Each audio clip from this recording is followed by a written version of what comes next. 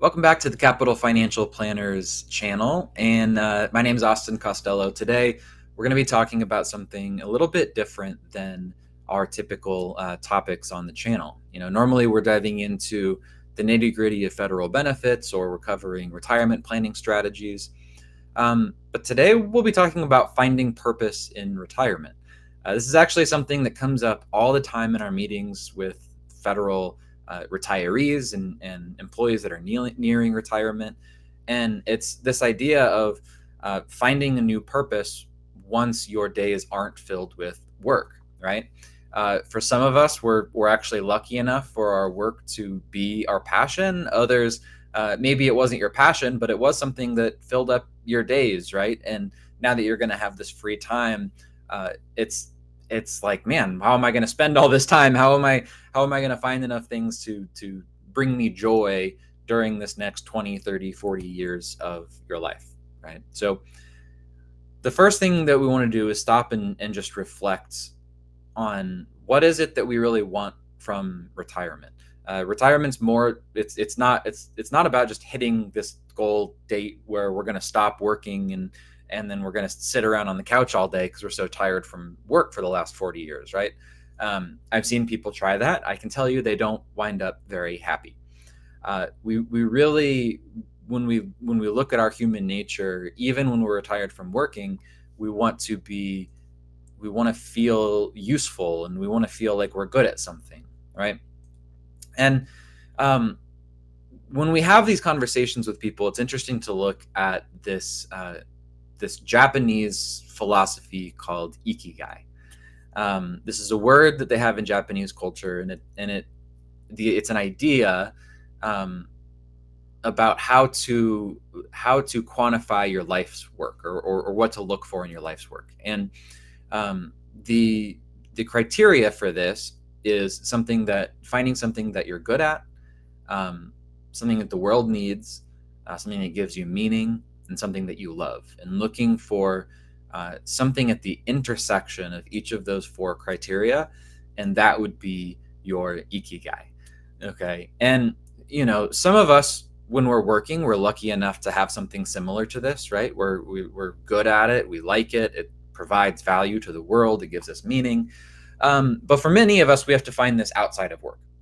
And in retirement, you have the luxury of time, and a lot of times the luxury of resources, to go after and discover this Ikigai, right? And it's kind of funny, as you reach retirement, it's almost like you're back in college, right? There's this new phase of life that's ahead of you, and you feel like you have ideas of what it should hold, but you're almost asking yourself, what do I want to become, right? During work, I was a scientist, I was an attorney, I was an IT professional, but you don't have that title adhered to you anymore. And you're asking yourself, okay, in this next 20, 30 plus years, who do I want to be? Your life doesn't just stop there. You have time for continued growth and development, and asking yourself, who do I want to become, can really aid in enjoying retirement more. All right. Now, something that we see as we're meeting with people is there's typically three phases to retirement. There's this honeymoon phase. You take the big vacation that you've been putting off for a long time. You get work done around the house. You travel and you see family, and people just pack their time full in this honeymoon phase, and it's amazing because they're doing all the things that they put off during while they were working. Then those things kind of wrap up, and you realize that, okay, vacations are expensive and I can't spend all my money doing that, and we spend a lot of time with family, and I maybe need some time away from them now, and you get into this adjustment phase where this is like figuring out what normal life looks like when you don't have a 9-to-5 job, which leads us to then this reinvention phase. You've got time, you've got some resources, and you're reflecting on yourself, and maybe experimenting, trying pottery, trying pickleball, trying going back and learning something new, and reinventing yourself into the person that is finding that Ikigai, that source of meaning. Okay. Now, if you're sitting there like a lot of people and you're like, I don't know, what that next phase of life is going to look like. I don't know what my real goals or desires should be for that next phase. Here's some steps that can help with that. Okay. Number one is having some sort of morning routine or ritual.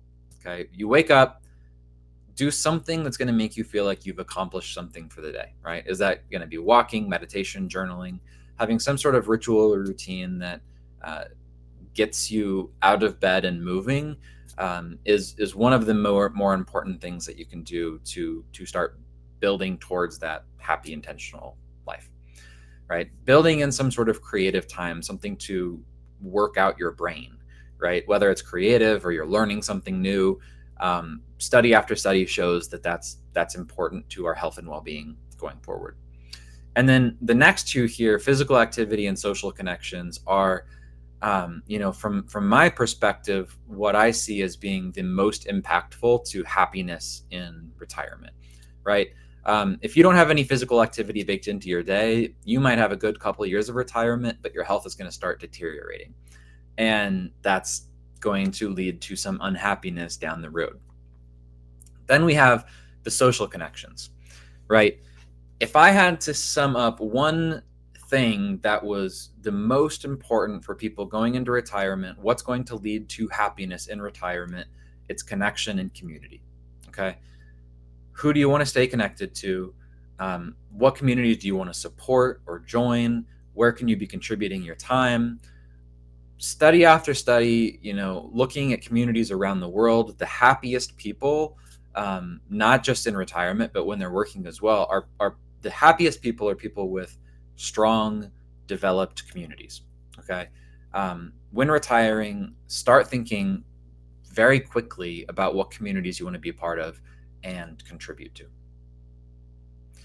And, one of the last things to talk about here, just thinking about what do you want your legacy to look like? Now, some people have kids and they want that legacy to be shared with their family. Some, it might be nieces, nephews, some it might be the community you're in. But another thing that can provide real meaning to us during retirement is sharing what you know with the next generation and helping them become a better person or better people, right? So to wrap up, what we're looking for a happy retirement, just some questions to ask yourself as you're thinking about this, whether you're in retirement now or you're nearing it. One, what gives me energy? What gives me joy? Two, what skills or passions do I have or do I not have now, but I want to pursue? What things can I pursue that are going to fill my time and grow my brain? All right. Three, what's my community going to look like? How do I find community? What's my role going to be in that? What family, friends do I want to surround myself with? And then, what this all culminates in is what would an ideal week, what would an ideal day look like for me as a retired person? And whether you've been retired for a few years and you're reaching that phase where we're starting to figure this out, or if you're ahead of the game and you're entering retirement, starting to think about these things, I think these are all really important. So again, a little bit different than our normal topics here, not as focused on the numbers and the strategy, but if you are interested in talking about these things and how it incorporates in your financial plan, this is our team here. We'd love to talk. This QR code over here on the left is for a free retirement readiness call. We do this, we can answer questions on whether you're in good financial shape to retirement, how you can be saving taxes or how you can be saving money on taxes. And, we'll put our therapist hat on as well, and we can have some of these conversations about meaning and purpose in retirement. So we'd love to meet you if you've been watching these videos for a while and you're interested in talking to us. Hit that link at retfed.com/register, and you can book a free 1-hour call there. So thanks again. We'll see you soon. And if you haven't yet, subscribe to the channel so you get these videos whenever they come out. Thanks again.